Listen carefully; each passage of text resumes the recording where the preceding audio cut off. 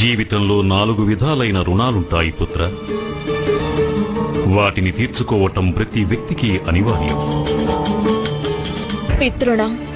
తల్లిదండ్రులు తమ యావత్ జీవితాన్ని తమ సంతానాన్ని పెంచి పోషించడం కోసం అంకితం చేస్తారు, కష్టాలు పడతారు.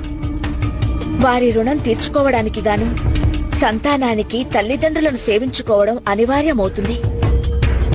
బ్రహ్మ రుణం. ఎవరి వల్ల ఈ జీవితం లభించిందో వారికి చెల్లించేది. ఈ రుణాన్ని తీర్చుకోవటం కోసం కోరేది ఒక్కటే.